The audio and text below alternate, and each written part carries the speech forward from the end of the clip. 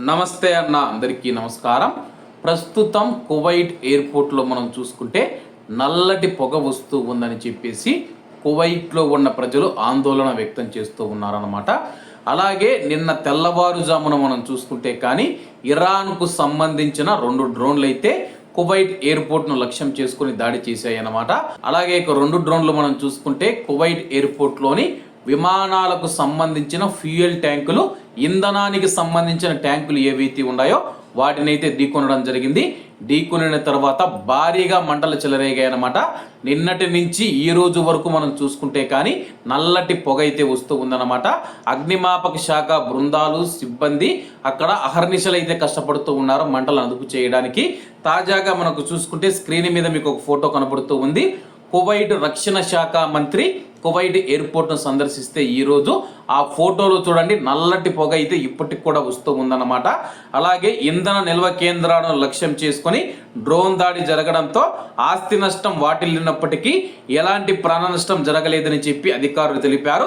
ఈ నేపథ్యంలో కువైట్ రక్షణ శాఖ మంత్రి గురువారం కువైట్ అంతర్జాతీయ విమానాశ్రయాన్ని సందర్శించారు. ఈ దాడి వల్ల జరిగిన నష్టం తీవ్రత, చెలరేగిన మంటలను అదుపు చేసే ప్రయత్నాలలో director general of civil aviation మరియు Kuwait fire force Sheikh Abdullah Ali Al Salem Al Sabah గారికి వివరించాయని చెప్పి రక్షణ మంత్రిత్వ శాఖ ఒక ప్రకటనలో తెలిపింది.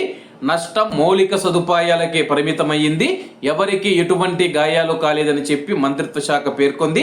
మంటలను అదుపు చేయడానికి, భద్రతను నిర్ధారించడానికి తీసుకున్న చర్యలను సంబంధిత ఏజెన్సీల మధ్య సమన్వయాన్ని కూడా అధికారులు వివరించారు. సైన్యం, నేషనల్ గార్డు మరియు కువైట్ ఆయిల్ కంపెనీల మద్దతుతో అగ్నిమాపక బృందాలు వేగంగా స్పందించడాన్ని మంత్రి గారు ప్రశంసించారు. దేశ భద్రతా స్థిరత్వాన్ని కాపాడడానికి వారు చేస్తూ ఉన్న ప్రయత్నాలను అభినందించారని చెప్పి రక్షణ మంత్రిత్వ శాఖ ప్రకటనలో తెలిపింది. ప్రస్తుతం కువైట్ ఎయిర్పోర్ట్లో అయితే దట్టమైన నల్లటి పొగ అయితే వస్తూ ఉందన్నమాట. ఎవరు భయపడవలసిన అవసరం లేదు. అగ్నిమాపక శాఖ బృందాలు అలాగే కువైట్ ఎయిర్పోర్ట్ సిబ్బంది ప్రస్తుతానికి పరిస్థితిని అదుపులోకి తీసుకుని వచ్చినట్లయితే తెలుస్తూ ఉంది. కాబట్టి అందరూ బాగుండాలి, అందులో మనం ఉండాలి. అందరికీ నమస్తే అన్న, జై హింద్.